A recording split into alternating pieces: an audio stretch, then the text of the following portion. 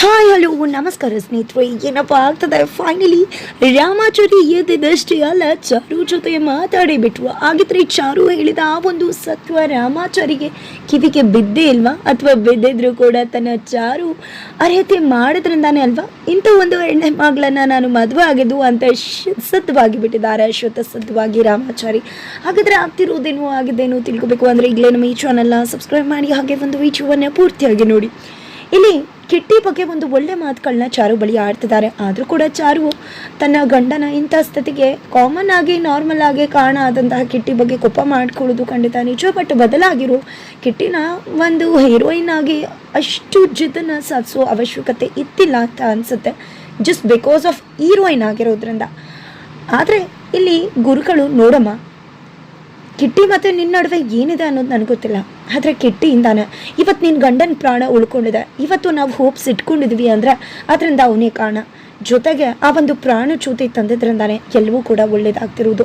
ನೀನು ಮತ್ತು ನಿನ್ನ ಮೈದ ಇಬ್ಬರು ಕೂಡ ಸೇರಿಕೊಂಡು ತರೋಕೆ ಸಾಧ್ಯ ಇಲ್ಲವಾದಂಥ ಆ ಒಂದು ಪ್ರಾಣ ಜ್ಯೋತಿನ ತಗೊಂಡು ಬಂದಿದ್ದೀರ ಅಂದಮೇಲೆ ಅಷ್ಟೇ ಸಾಕಲ್ವಾ? ದೇವರು ಇನ್ನೂ ಕೂಡ ನಿನ್ನ ಬೆನ್ನಿಂದ ಇದ್ದಾನೆ, ಖಂಡಿತವಾಗ್ಲೂ ರಾಮಾಚಾರಿ ಬದುಕ್ತಾನೆ ಅಂತ. ಹೋಗಮ್ಮ, ಹೋಗು, ಸ್ನಾನ ಮಾಡಿ ದೇವರಿಗೆ ಪೂಜೆ ಮಾಡಬೇಕಾಗತ್ತೆ. ರಾಮಾಚಾರಿ ಬದುಕಬೇಕು. ಇಷ್ಟು ಕೆಲವು ಸಮಯ ಇದೆ, ಅದ್ರ ಒಳಗಡೆ ರಾಮಾಚಾರಿ ಎಚ್ಚರ ಆಗಲೇಬೇಕು ಅಂತ ಹೇಳ್ತಾರೆ. ನಂತರ ಈ ಕಡೆ ಆಶ್ರಮಕ್ಕೆ ಒಂದಿಬ್ರು ಜನ ಬರ್ತಾರೆ. ಕೈಗೆ ಪೆಟ್ಟಾಗಿದೆ, ಔಷಧಿ ಮಾಡಿ ಆಕ್ಸಿಡೆಂಟ್ ಆಯಿತು ಅಂದಾಗ ಗುರುಗಳಿಗೆ ಗೊತ್ತಾಗುತ್ತೆ ಈ ಒಂದು ಪೆಟ್ಟು ಆಕ್ಸಿಡೆಂಟ್ ಆಗಿಂದ ಅಲ್ಲ ಅಂತ. ಬಟ್ ಅವ್ರು ಅದನ್ನೇ ಹೇಳಿದಾಗ ಅವರು ಇಲ್ಲಿರೋ ಅವಶ್ಯಕತೆ ಇಲ್ಲ, ಒಂದೆರಡು ಔಷಧಿ ಕೊಡ್ತೀವಿ, ಅದನ್ನು ಹಚ್ಕೊಂಡ್ರೆ ಸಾಕಾಗುತ್ತೆ ಅಂತ ಹೇಳಿ ಒಂದು ಬ್ಯಾಗ್ನಲ್ಲಿ ಔಷಧಿನ ಕೊಡ್ತಾರೆ. ಹೋಗೋ ಸಮಯದಲ್ಲಿ ರಾಮಾಚಾರಿ ಟ್ರೀಟ್ಮೆಂಟ್ ತೊಗೊಂಡು ಮಲ್ಕೊಂಡಿರೋ ರಾಮಾಚಾರಿ ರಿಯಲ್ ರಾಮಾಚಾರಿನ ನೋಡ್ಬಿಡ್ತಾರೆ. ಇವರೇ ಅಲ್ವಾ ಅವತ್ತು ನಮಗೆ ಫೈಟ್ ಮಾಡಿದ್ದು, ಇದನ್ನು ಮೊದಲು ACP ದೇವ್ ಸರ್ಗೆ ಹೇಳಬೇಕು, ಅದಕ್ಕೂ ಮುನ್ನ ನಾವೇ ಏನೂ ಕೂಡ ಮಾಡೋಕ್ಕಾಗಲ್ಲ ಅಂತ ಹೇಳ್ತಾರೆ. ಹೋಗಿ ಮುಗಿಸ್ಬಿಡೋಣ ಅಂದರೆ ಬೇಡ ಮೊದಲು ACP ದೇವ್ ಸರ್ನ ಕೇಳೋಣ ಅಂತ ಹೇಳಿ ACP ದೇವ್ಗೆ ಕಾಲ್ ಮಾಡ್ತಿದ್ದಾರೆ. ಪ್ರಾರಂಭದಲ್ಲಿ ಪಿಕ್ ಮಾಡೋದಿಲ್ಲ, ನಿಧಾನವಾಗಿ ಲೇಟರ್ ಕಾಲ್ ಪಿಕ್ ಮಾಡ್ತಾರೆ. ಸರ್, ಅವತ್ತು ನೀವು ಹೇಳಿದ್ರಲ್ವ ನಮಗೆಲ್ಲ ಚೆನ್ನಾಗಿ ಒದೆ ಕೊಟ್ಟನಲ್ವ, ಅವನು ಇಲ್ಲ ಮಲ್ಕೊಂಡಿದ್ದವನು ಸರ್ ಅಂತ ಹೇಳ್ತಾರೆ. ಅವನು ಯಾವುದೇ ರೀತಿಲೂ ಕೂಡ ಹೊಡೆಯೋ ಪರಿಸ್ಥಿತಿಲೇ ಇಲ್ಲ, ಅವ್ನು ನೋಡ್ತಿದ್ರೆ ಸತ್ಯ ಹೆಣ್ಣತ್ರ ಮಲಗಿದ್ದಾನೆ ಅಂತ ಹೇಳ್ತಿದ್ದಾರೆ. ಅದನ್ನು ಕೇಳಿ ಆಶ್ಚರ್ಯ ಆಗ್ತಾ ಇರುತ್ತೆ, ಏನು ಅಂತು ಅಂತ ಹೆಚ್ಚಿಗೆ ವಿಚಾರಿಸುವ ಅಷ್ಟರಲ್ಲಿ ಈ ಕಡೆ ಫೋನನ್ನು ಕಿತ್ಕೊಂಡ್ಬಿಟ್ಟಿದ್ದೆ, ಈ ಕಡೆ ರಾಮಾಚಾರಿ ಥರ ಮಾತಾಡ್ತಿದ್ದಾರೆ. ಏನು ACP ಹೇಳಿದೆ ಅಲ್ವಾ, ಅಷ್ಟೆಲ್ಲ ಹೇಳಿದ್ರು ಕೂಡ ವಿಜು ನಿಂದು ನನ್ನ ಹತ್ರ ಇದ್ರೂ ಕೂಡ ನನ್ನನ್ನು ಹುಡ್ಸೋದಕ್ಕೆ ಕಳಿಸಿದ್ಯಾ ಅಂತ ಹೇಳ್ತಿದ್ದಾರೆ. ಅಯ್ಯೋ ಇಲ್ಲ ರಾಮಾಚಾರಿ, ನಾನು ಕಳಿಸಿದ್ದಲ್ಲ, ಅವರೇ ಅಕಸ್ಮಾತ್ ನಿನ್ನನ್ನು ನೋಡಿ ನನಗೆ ಕಾಲ್ ಮಾಡಿದ್ದು ಅಷ್ಟೇ, ನನಗೆ ಯಾರನ್ನೂ ಕಳಿಸಿಲ್ಲ ಅಂತ ಹೇಳ್ತಾರೆ. ಕಳಿಸಿದ್ರೆ ಕತೆ ಮುಗ್ದೋಗುತ್ತೆ ಅಂತ ಹೇಳಿ ಹೆದರಿಸ್ತಾರೆ. ನಂತರ ಈ ಕಡೆ ಇಬ್ಬರನ್ನ ಕೂಡ ತನ್ನ ಫ್ರೆಂಡ್ಗೆ ಫೋನ್ ಮಾಡಿ ಕಾರ್ನ ತರಿಸ್ಕೊಂಡು ಅವ್ರನ್ನ ರೂಮ್ಗೆ ಕರ್ಕೊಂಡು ಹೋಗಿ ಲಾಕ್ ಮಾಡಿ ಅವ್ರಿಗೆ ಸರಿಯಾಗಿ 2 ಟೈಮ್ ಸರಿಯಾಗಿ ಗುಮ್ಸು ಅಂತ ಹೇಳಿ ಹೋಗ್ತಾರೆ. ಜೊತೆಗೆ ಅಲ್ಲಿ ನಾನು ನನ್ನ ಬಾಸು ಅಂತ ಮಾತಾಡ್ತಿರೋದು ಕೂಡ ರೌಡಿಗಳಿಗೆ ಗೊತ್ತಾಗ್ತದೆ. ಈ ಒಂದು ಸಿಚುವೇಶನ್ ಯಾಕೆ ಬೇಕಿತ್ತು ಅಂತ ಗೊತ್ತಿಲ್ಲ. ಐ ಥಾಟ್ ಇಲ್ಲಿಂದ ಎಸ್ಕೇಪ್ ಆಗಿ ಬಾಸ್ ಅಂತ ಹೇಳ್ತಿದ್ದ ವ್ಯಕ್ತಿ ಅಂತಿದ್ದಾಗೆ ಇದು ಕೇಕೆ ಇರಬಹುದಾ ಅನ್ನೋ ಒಪಿನಿಯನ್ ಫಾರ್ಮ್ ಆಗೋದಕ್ಕೆ ಈ ಒಂದು ಸಿಚುವೇಶನ್ನ ತೆಗ್ದಿರಬಹುದು, ಅದು ಕೂಡ ಗೊತ್ತಿಲ್ಲ. ನಂತರ ಆ ಕಡೆ ವೈಶ್ವಕ ಆ ಒಂದು 22 ವರ್ಷಗಳ ಪೇಪರ್ನ ಓದಬೇಕು, ಓದಿದ್ರೆ ಖಂಡಿತ ಅವಳಿಗೆ ಅನುಮಾನ ಬರ್ತಾ ಇತ್ತು. ಬಟ್ ಅದನ್ನು ಓದುವಷ್ಟರಲ್ಲಿ ಕಾಲ್ ಬಂತು. ಕಾಲ್ ಏನಾದರೂ ತಮ್ಮಂದು ಆಗಿದ್ರೆ ಏನು ಮಾಡೋದು ಅಂತ ಕಾಲ್ ಪಿಕ್ ಮಾಡಕ್ಕೆ ಹೋದ್ಲು. ಅಷ್ಟರಲ್ಲಿ ಈ ಒಂದು ಪೇಪರ್ ಇಲ್ಲಿಗೆ ಹೇಗೆ ಬಂತು ಅಂತ ಶ್ರುತಿ ಹೇಳಿ ಆ ಪೇಪರ್ನ ತೊಗೊಂಡು ಹೋದ್ಲು.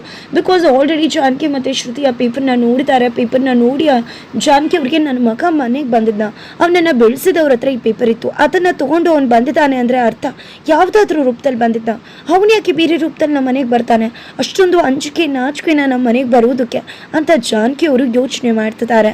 ನಂತರ ಪೂಜೆ ಮಾಡ್ತಾರೆ, ರಾಮಾಚಾರಿಗೆ ಹುಷಾರಾಗಬೇಕು ಅಂತ. ಚಾರು ಮತ್ತು ಗುರುಗಳು ಇಬ್ಬರು ಕೂಡ ಸೇರಿಕೊಂಡು ಈ ಕಡೆ ಚಾರು, ದಯವಿಟ್ಟು ದೇವ್ರ ನನ್ನ ಗಂಡನ ಈ ಒಂದು ಸ್ಥಿತಿಯಿಂದ ಪಾರು ಮಾಡು, ನನ್ನ ಗಂಡನ ಜೀವ ಬದುಕಿ ಬರೋ ಹಾಗೆ ಮಾಡು ಅಂತ ಕೇಳ್ಕೊತಿದ್ದಾಳೆ. ನಂತರ ಈ ಕಡೆ ಇನ್ನೂ ಕೂಡ ಚಾರು ರಾಮಾಚಾರಿ ಮುಂದೆ ನಿಂತಿದ್ರು. ರಾಮಾಚಾರಿ ಪ್ರಜ್ಞೆ ಬಂದಿಲ್ಲ. ಈ ಕಡೆ ಗುರುಗಳು ಬರ್ತಾರೆ. ಏನಮ್ಮ ರಾಮಾಚಾರಿಗೆ ಪ್ರಜ್ಞೆ ಬಂತ ಅಂದಾಗ ಇಲ್ಲ ಗುರುಗಳು ಏನೂ ಕೂಡ ಬಂದಿಲ್ಲ ಅಂದಾಗ ಇಷ್ಟೊತ್ತಾಗಲೇ ಬರಬೇಕಿತ್ತಲ್ವ, ಆದರೆ ಬಂದಿಲ್ಲ ಅಂತ ಅಂದರೆ ಏನರ್ಥ? ಹಾಗಿದ್ರೆ ನಾವು ಇಷ್ಟು ದಿನ ಮಾಡಿದ್ದು ಪೂಜೆ ಚಿಕಿತ್ಸೆ ಯಾವುದೂ ಕೂಡ ಫಲ ಕೊಡಲಿಲ್ವ, ಎಲ್ಲವೂ ಕೂಡ ವೇಸ್ಟ್ ಆಗೋಯ್ತಾ? ಆದರೂ ಕೂಡ ನಿನ್ನ ಪ್ರೀತಿಗಾದರೂ ಅವನು ಸ್ಪಂದಿಸ್ಬೇಕಿತ್ತಲ್ವ, ಏನಾಗ್ತದೆ ಅಂತ ಗುರುಗಳು ಹೇಳ್ತಿದ್ದಾಗೆ ಯಾಕೆ ರಾಮಾಚಾರಿ ಎಚ್ಚರ ಆಗ್ತಿಲ್ಲ?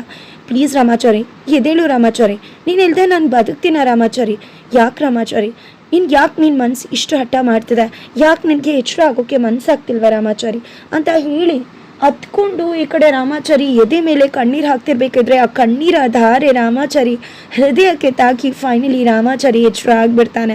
ಚಾರು ಮೇಡಮ್ ಅಂತ ಹೇಳ್ತಿದ್ದಾಗೆ ಈ ಕಡೆ ಗುರುಗಳು ಮತ್ತು ಚಾರುಗೆ ಫುಲ್ ಖುಷಿ ಆಗ್ತದೆ ರಾಮಾಚಾರಿ ಅಂತ ಹೇಳಿ. ನಿಜವಾಗ್ಲೂ ಚಾರು ಮೇಡಮ್, ನಿಮ್ಮನ್ನು ನಾನು ಹೆಂಡತಿಯಾಗಿ ಪಡೆದಿದ್ದಕ್ಕೆ ತುಂಬಾ ಪುಣ್ಯ ಮಾಡಿದ್ದೀನಿ. ನಂಗೆ ತುಂಬಾ ಖುಷಿ ಆಗ್ತದೆ ನಿಮ್ಮನ್ನು ಹೆಂಡತಿಯಾಗಿ ಪಡೆದಿರೋದು. ಯಾಕಂದರೆ ಇವತ್ತು ನನ್ನ ಜೀವ ಉಳಿದಿದೆ ಅಂದರೆ ಅದಕ್ಕೆ ನಿಮ್ಮ ಹೋರಾಟನೇ ಕಾರಣ ಅಂತ ರಾಮಾಚಾರಿ ಹೇಳ್ತಿದ್ದಾನೆ. ಇಷ್ಟು ತಿಂಗಳ ನಂತರ ಫೈನಲಿ ರಾಮಾಚಾರಿ ಎಚ್ಚರವಾಗಿ ಮಾತಾಡ್ತಿದ್ದಾನೆ. ಆದರೆ ಅಲ್ಲಿ ಚಾರು ಬಗ್ಗೆ ಯಾವುದೇ ರೀತಿಯ ಒಂದು ಅಸಮಾಧಾನ ಕೂಡ ರಾಮಾಚಾರಿಗಿಲ್ಲ. ಹಾಗಿದ್ರೆ ಆ ಒಂದು ಮಾತು ರಾಮಾಚಾರಿ ಕಿವಿಗೆ ಬಿದ್ದಿಲ್ಲ, ಏನೋ ಒಂದು ಗೊತ್ತಾಗ್ತಿಲ್ಲ. ಅಥವಾ ರಾಮಾಚಾರಿ ತುಂಬ ಮೆಚೂರ್ಡಾಗಿ ಯೋಚನೆ ಮಾಡ್ತಕ್ಕಂಥ ರಾಮಾಚಾರಿ ಚಾರು ಯಾತಕ್ಕೆ ಸುಳ್ಳು ಹೇಳಿದ್ದು ಅನ್ನೋದನ್ನು ಅರ್ಥ ಮಾಡಿಕೊಂಡು ತುಂಬ ಬ್ರಾಡಾಗಿ ಥಿಂಕ್ ಮಾಡಿ ಅದನ್ನು ಕ್ಷಮೆ ಕೊಟ್ಟು ಬಿಟ್ಟಿದ್ದಾರೆ. ಹಾಗಿದ್ರೆ ಏನಪ್ಪ ಆಗುತ್ತೆ, ಮುಂದೆ ಏನಾಗ್ತದೆ? ಜೊತೆಗೆ ಇಲ್ಲಿ ಚಾರು ಮತ್ತು ರಾಮಾಚಾರಿ ಇಬ್ಬರು ಕೂಡ ಎಚ್ಚರ ಆಗ್ತಿದ್ದಾಗೆ ಈ ಕಡೆ ಖುಷಿಯಿಂದ ಮಾತಾಡ್ತಿದ್ದಾಗೆ ಕೇಕೆ ಎಂಟ್ರಿ ಆಗತ್ತಾ, ಅಣ್ಣ ತಮ್ಮಂದಿರ ಈ ಕಡೆ ಸಮ್ಮಲನವಾಗತ್ತಾ, ಅವಳಿ ಜವಳಿ 22 ವರ್ಷಗಳ ನಂತರ ಪರಸ್ಪರ ಮುಖಾಮುಖಿ ಆಗ್ತಾರೆ. ಏನಾಗುತ್ತೆ ತಿಳ್ಕೋಬೇಕು ಅಂದರೆ ಈಗಲೇ ನಮ್ಮ ಈ ಚಾನಲ್ನ ಸಬ್ಸ್ಕ್ರೈಬ್ ಮಾಡಿ, ಹಾಗೆ ಒಂದು ವಿಡಿಯೋವನ್ನು ಪೂರ್ತಿಯಾಗಿ ನೋಡಿ.